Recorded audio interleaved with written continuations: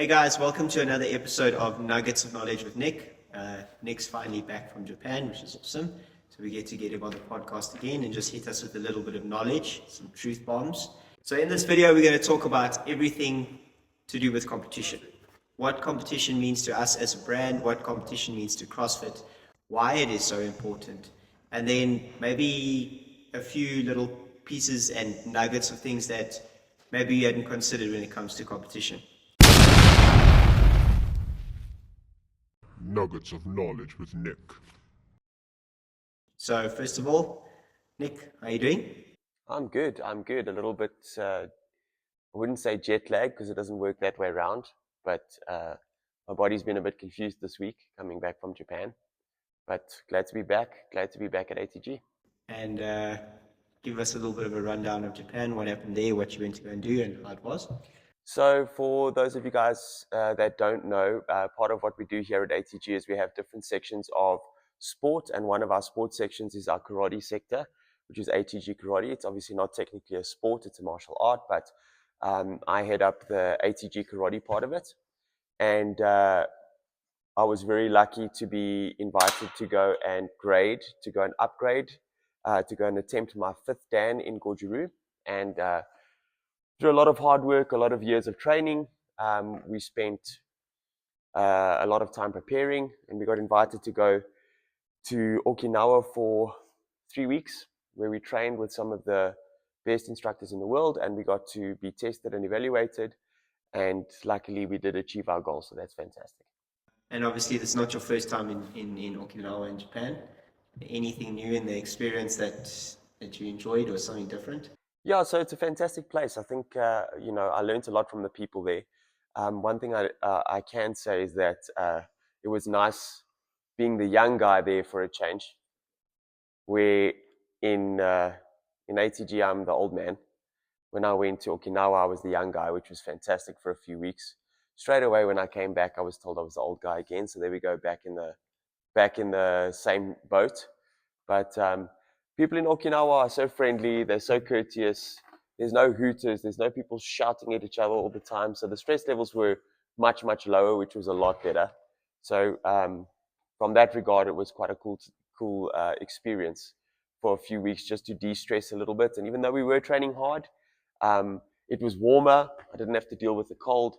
So that was also fun. And I mean, I didn't need to see Chalky for at least 3 weeks. So that was great.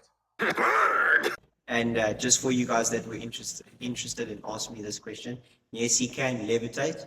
And yes, if he stands in a group of leaves and he does this, they move around in the way that his hands demonstrate. So we were talking about it actually just on that note, is that the other guys that traveled with me, my instructor, Sensei Mario Sequeira and Sensei Shay Jagger, who were with me, they have got a lot of people in their community that are karate people. So after they passed their test, everybody was sending them congratulations from a perspective of they know what it's all about and asking them technical questions. My friends were sending me pictures of The Last Airbender. My friends were asking me what level wizard I am. So it's interesting to have CrossFit friends that have no clue what it is to do karate. It was fun. But today's one is quite important. So we've got squad games coming up. It seems like we've had we've had no competitions for such a big period of time, and then the last 3 weeks has just been bombarded with competitions. We've had Pack Life competition that we just had a whole bunch of members competing at.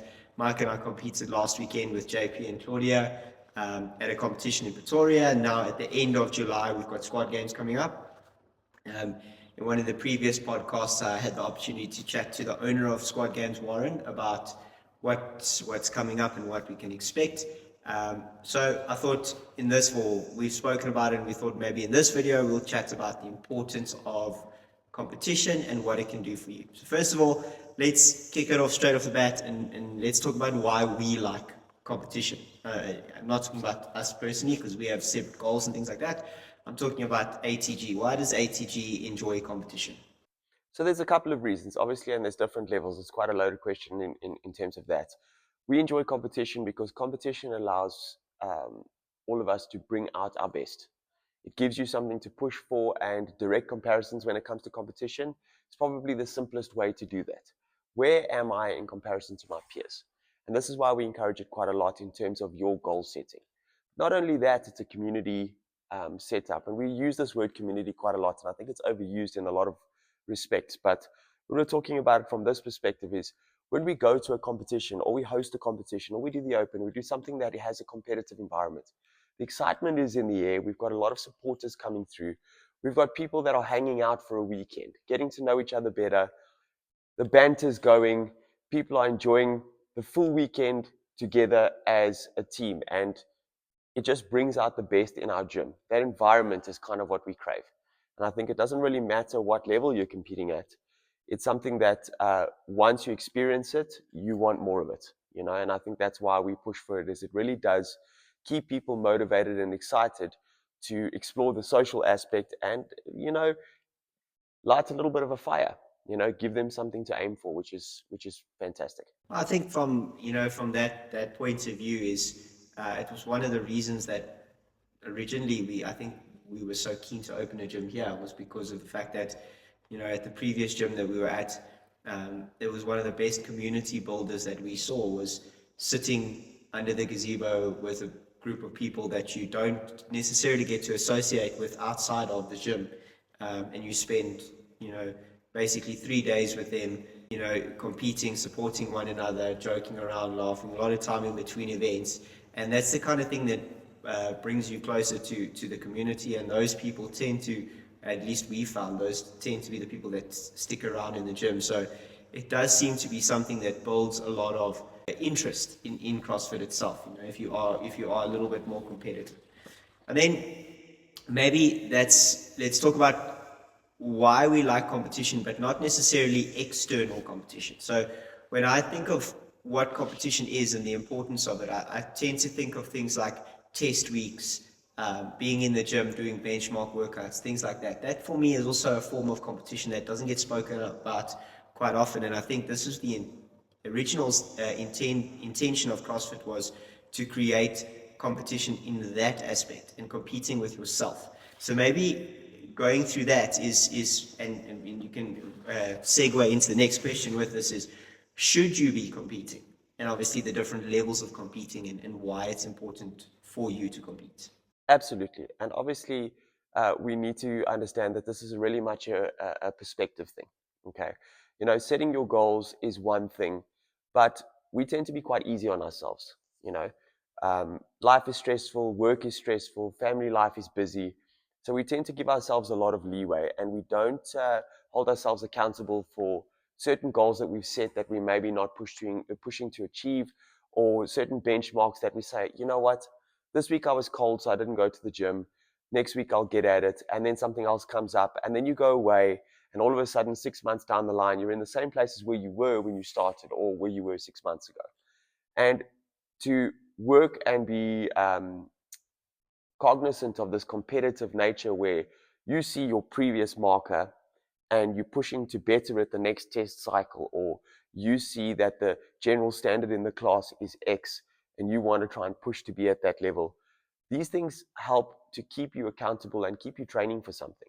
I think one of the biggest things that we see that CrossFit offers that a lot of other fitness modalities or fitness packages might not offer is the fact that it has this competitive element where you are directly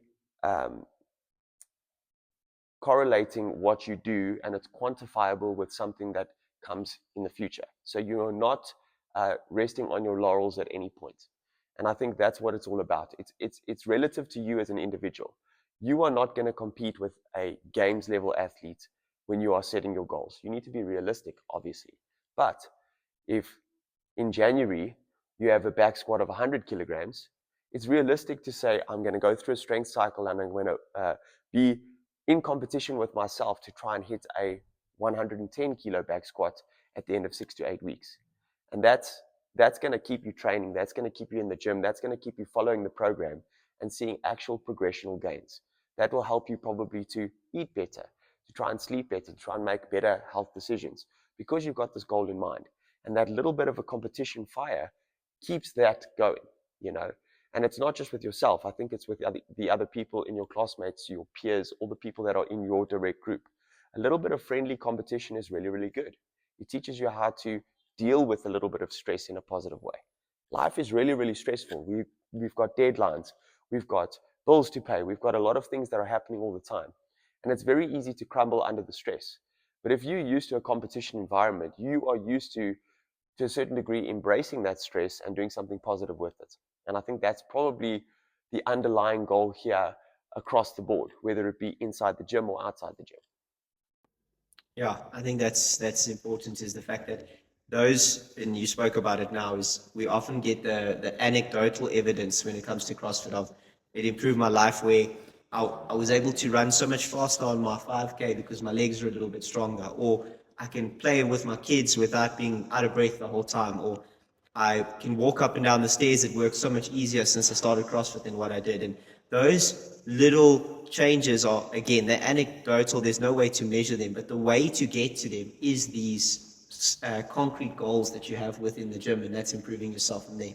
And then, like you mentioned, is, life is stressful, but if you are competitive, especially competitive with yourself, you tend to overcome situations because you put that competitive spin on it. Whereas, okay, well, I might not be in the best situation, but if I do this and I compete with myself to be a little bit better, I can definitely put myself in a better situation further down the line. So that's quite important. And and also being part of the gym. I mean, we are not competitive human beings. Why don't you lying? Why you always lying? You are not competitive at all. You and Michael Fawcett.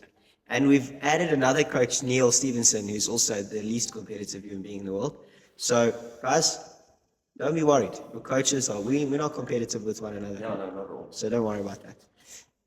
Okay, that's a pretty good answer to if you should be competing. And then I think let's maybe chat about the different levels of competition. So if you look at standard competitions, you've got your beginner, your intermediate, your RX competitions. That's your local competitions that you can enter.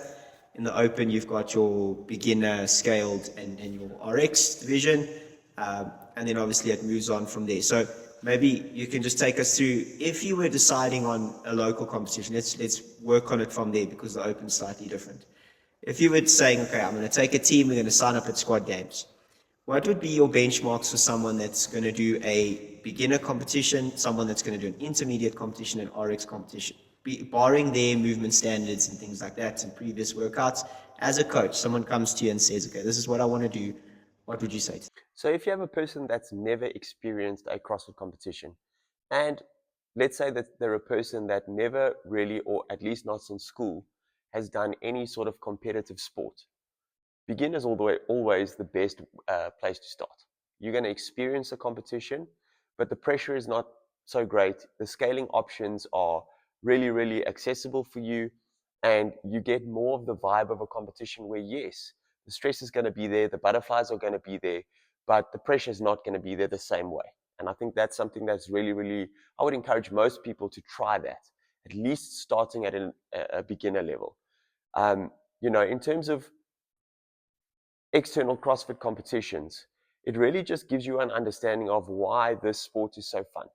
It really gives you an understanding of the bigger picture of why we do this instead of going to a Globo gym every single week and doing bicep curls and leg presses, is because there's this whole other element of the environment and putting yourself out there where you are accountable for you and there's nowhere to hide. And I think that's really important to experience at least once, even if you are a casual CrossFitter, even if you are a casual gym goer. I think in terms of a beginner, just for more cut and dried sort of things, I mean, if you can't do things like a pull-up, or you can't, you are very new to the movements and you can't tell the difference between what a clean and jerk and a snatch is, if you can't do double unders, those are kind of benchmark metrics that I would say, okay, cool. These are the things that if you can't do these, then maybe a beginner competition. But then we blur the lines a little bit. So the bane of me in South African competition is the fact that we have an intermediate division, because I believe that there should be some ranking system involved, that after a certain number of competitions, number one, you can't do intermediate anymore. I think certainly if you've ever progressed past the Open, so to a quarterfinals level, you should not be allowed to. There should be a background on you that you should not be allowed to do an intermediate competition. I just think it's fair. I think it's, for me, it's there's a big group of people that will not do an RX competition because they can't do certain movements. And I feel like it should be the other way around. I feel like the only place where people are going to, I'll say the only place, majority of people are going to get a bar muscle up or are going to be able to do bigger sets, say toes to bar, or are going to get double unders after not being able to do them for 6 months. Number one, because if you enter an RX division, you're forced to train for those movements. So your preparation is a lot better. But on top of that, you then are in that pressurized environment where you're going to give your absolute all. So there's a good chance, we've seen it in the Open, someone gets a bar muscle up, a ring muscle up, someone PBs their clean and jerk, someone PBs their snatch. Why? Because of the environment. So I feel like the competition should be geared the other way around. And this is maybe a narrative that, competitions themselves need to try and figure out, is how to change that idea of RX versus intermediate and saying, well, I'm not going to do an RX competition because I can't do bar muscle ups, or I'm not going to do an RX competition because I can't clean and jerk 100 kilos as a guy. So what would you say defines an intermediate athlete in your head and an RX athlete in your head? So there's two parts to this. I do 100% agree with the fact that we have a lot of ringers that have this mentality that it's better to podium as an intermediate than it is to come last as an RX athlete. And I think it all depends on your goal setting.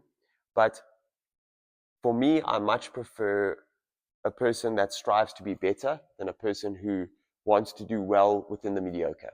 And I think that's also down to your personality type.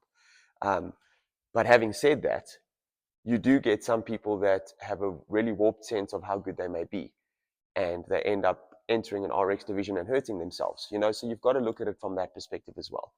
I would say that once you've been doing CrossFit for more than 6 months and you can do a pull-up, you have at least a body weight front squat, you can differentiate between a snatch and a clean and jerk, and you can deal with the base level of open standard, you can be an intermediate athlete quite comfortably, and you don't need to be in the beginners. Okay. And that doesn't mean you need to have a bar muscle up. That doesn't mean you need to be able to walk on your hands just yet. It just means that the majority of the base level skills at the open standard weights, in terms of the 43 kilo thruster and the maybe 60 kilo snatch, these types of things make you a general intermediate athlete. But if you've got a clean and jerk of 120 kilos as a male athlete, and you can do 5 consecutive bar muscle ups, and you can walk on your hands, and you can do a ring muscle up, in my view, you have no business being in an intermediate division. You need to accept the fact that you might come last in an RX division, but that is the only way that you're going to move to the next level. And certain standards, I agree with you, need to be set, but it's quite a tricky one because you need to sort of pick a lane. Some competitions might say, okay, looking at your open ranking, that will tell you which divisions you may go into.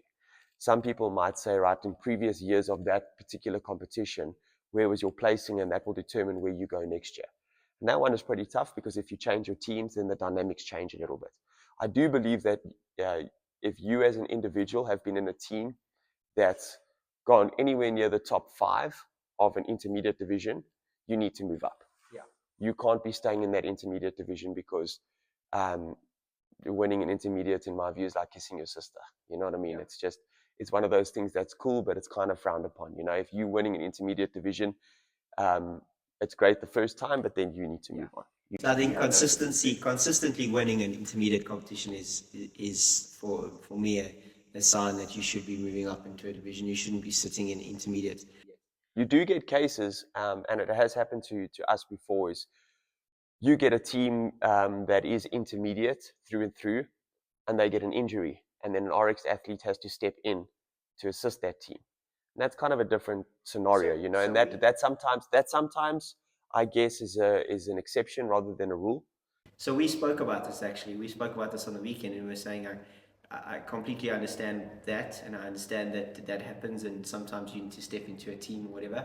But there should also be an eligibility rule there, right? So there should be, you can't have a RX athlete step in that's been anywhere near the podium of an RX competition.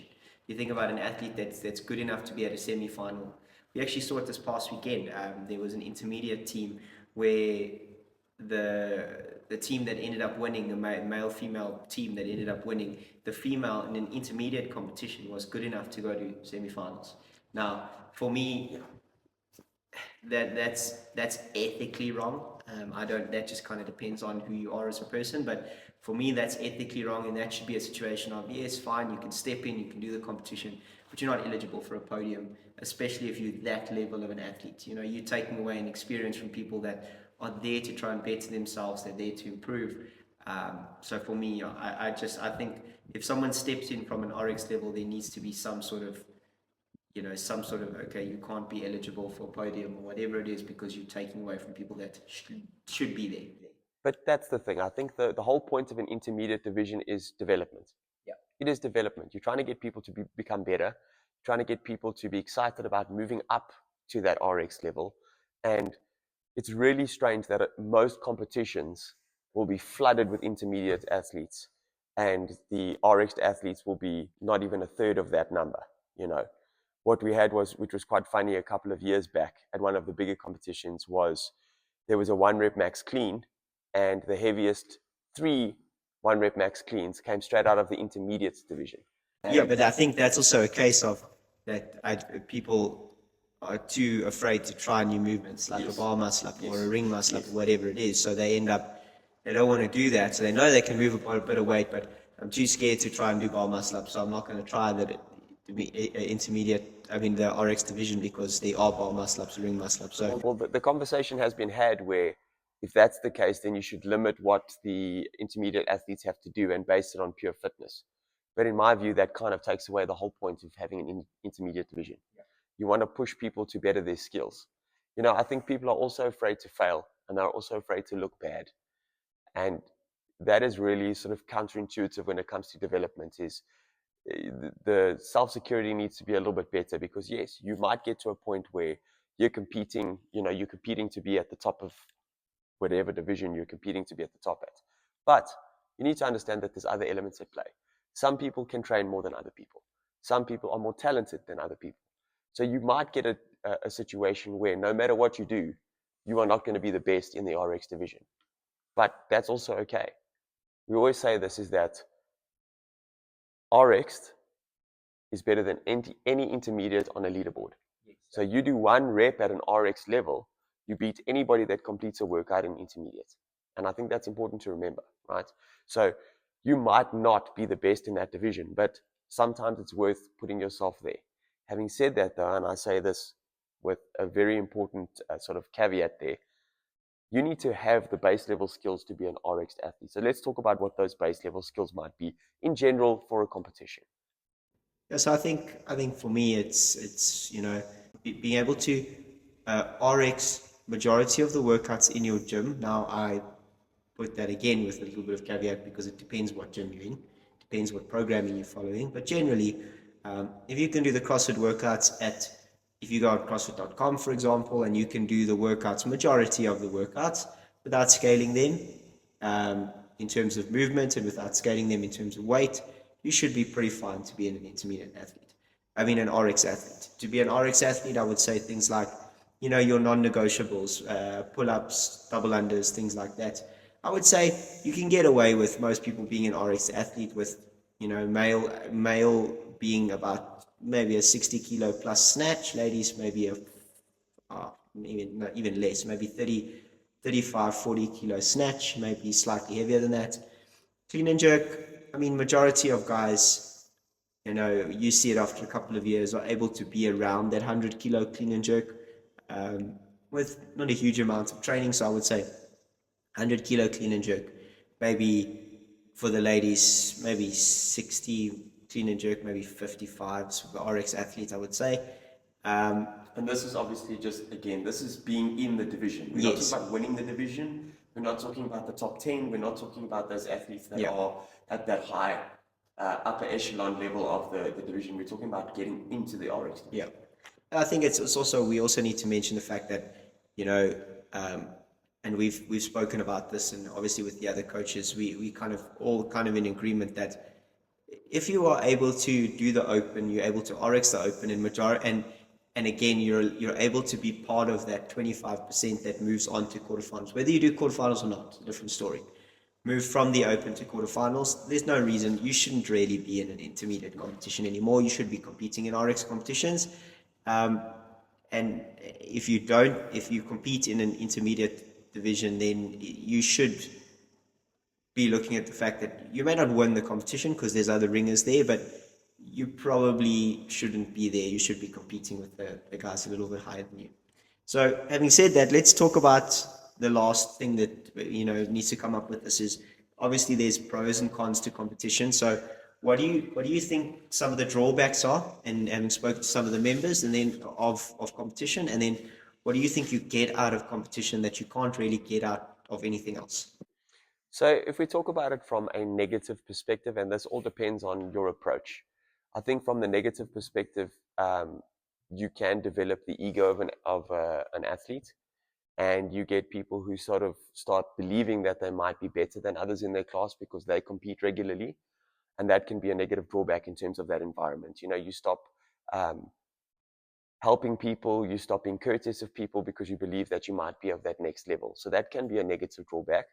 And also from the perspective of putting too much pressure on yourself unnecessarily, you can get to a point where you have certain expectations of yourself, and you don't take your environment into account, and you don't take your circumstances into account. So you might say, well, at X competition, I managed to hit my PB clean and jerk of 120, but now in class, I can't get near 115. And it starts to become a very negative process. In the meantime, in the background, you've had a stressful few months at work, you've been sick 3 or 4 times, and maybe you're having family issues. These are other reasons why you may not be hitting those totals. So competition can plant that negatively if you allow it to do that. And then what I call cram for the exam, where you become so obsessed about that competition that you risk getting an injury because you've never been close to a bar muscle up, but the competition says you have bar muscle ups coming up. So what do? You start doing every kind of bar muscle up variation you can every minute of every day. Bar muscle ups every day of the week. And you hurt yourself. And then you start to blame everything else except for the fact that you didn't use any common logic and say, right, I shouldn't have done that. Maybe I won't get it in this competition, but it's something to aim for in the future. So that's from a negative perspective. I think also, and then piggybacking on what you said, is having unreal expectations of yourself is, not understanding where you are at that point in your life, and if you're able to commit to training for the competition the way that you should, and obviously that's going to have an impact on your performance. But I think also on the other side of it is, it's very important, and I think this is a lesson maybe that competition teaches you more than something you need to look out for, is to be competitive in yourself and look at your performance specifically, because I think people tend to look at another reason why they don't want to do an RX competition is they tend to look at the people that are on the podium, because you only end up watching that last heat. You don't watch the heats before you or the heats between you. You go and you watch the guys in the final because they're the big dudes and you want to watch them or whatever. And then you tend to have this expectation or this mindset of, oh, well, I'll never get there. Yeah. So it has the same effect in my opinion is, okay, but I'd rather not compete, or I'd rather do an intermediate because I'll never be as good as those guys. You also don't know what those guys have been putting in behind the scenes. You don't know how hard these guys train. Some of these guys are as close to, if not full-time athletes, that are doing this thing as a project, It's a big difference. The other thing you've got to look at is that, and again, it's also a personality type, and it's maybe something you develop over time being competitive. Putting yourself out there and putting yourself in an environment where there's no place to hide and you have no other recourse but to look at yourself. And you are in that moment, you are the person being exposed, and you either do it or you don't. And in that situation, some people thrive and other people crumble, And I think that can be positive and negative. If you have the ability to reflect and go back and say, well, this is my performance, this is what I need to do to get better, and this is the approach I'm going to take, then competition is going to do really, really good things for you. But if you're that person that completely hates that experience and is so stressed out that they don't enjoy the experience and it becomes this thing that they have sleepless nights over, you need to reassess why you are competing. I think also, so we've spoken about the negatives, and I think it needs to be said that there's way more positives to come out of competitions than negative. And I think, you know, one of the main things that come out of a competition that you can't deal with, you can't replicate anywhere else, is dealing with adversity in the moment and learning to accept anything that comes your way when it happens. You know, you could go to any competition and there's a possibility that depending on how the week went, how your body's feeling, you can literally have the worst weekend competition-wise of your life. And there's no better there's no better teacher of that than letting it happen right there and then, and you have to deal with the situation. So for me, the ability to build character can't be replicated anywhere else but in a competition format. And the fact that you have to be reliant on yourself is another one of those things that makes it even more of a self-reflective process, where you've got to look at it and say, right, I had a horrible competition, but what am I going to do to be better at that? And if you can't snap yourself out of that mentality, it can be seen as a negative thing. But at the same time, there's nowhere else where you're going to learn to be able to snap yourself out of that situation. It's not going to happen in everyday life because you don't have, you know, things don't happen immediately. The recourse and things that happen kind of retrospectively after the fact only happen in a long period. It's not an immediate thing, right? And I think competition teaches you that straight away you need to react, and how you react to something is quite important. That's the main reason why I think majority of people need to compete. I think when it comes to just general goal setting, we generally have a problem, specifically in our gyms, is of people that they just train for the sake of training and there's no real goal setting behind it. And the problem with that comes in when you need to actually achieve something. You can't, because you don't know how to set a goal. You don't know how to put steps in place to get to where you need to be. And at the same time, I also think it's a lot harder to stick around and stay training and staying active if that's your mentality. If you're just here to be, just here to be active and just get your discovery points for the day or whatever it is, it's going to be very difficult because, like we've said many times before, there's multiple other ways to do this, walking, whatever you want to do. Yeah. So if you don't do some sort of competition, not external competitions, not online competitions, anything like that, but if you don't have goals set that create an internal competition in you, it's very difficult to stay committed to a style of training. And I think it also comes down to longevity. You know, doing something active, including sport, requires benchmarks. It requires you to be able to set a target ahead of you and put steps in place to attain that target. And I don't care who you are. That's how life works. That's how your job works. That's how your family works. That's how school works. Everything works in terms of that next milestone that you want to achieve. And if you are just there to be there, very seldom do you continue to do these things that you want to do. So like you say, putting yourself in a competitive environment is definitely going to help you for that longevity, to be able to set your goals and incrementally start to get better at stuff. That's really important. But I think the other element that we mustn't forget is that it's loads of fun. I mean, it's really, really fun to sometimes just put yourself out there, regardless of what's going to happen, and you just enjoy being in the moment, pushing yourself a little bit, sweating with friends, having a laugh, having a fines meeting afterwards because somebody did something stupid or someone tripped over something or whatever the case may be, and just enjoying it from that perspective, you know, and it just gives you that little bit of an exciting thing to do on the weekend where you feel like you've accomplished something, you know, where you've gone out, you've achieved the goal of actually putting yourself out there a little bit and enjoyed the weekend.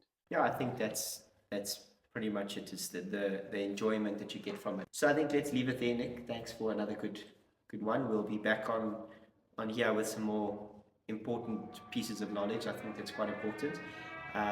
If this inspired you and you would like to compete, or you would like to do a local competition or something like that. Chat to one of your coaches. There's plenty of them coming up, especially one that ATG teams will be entered in.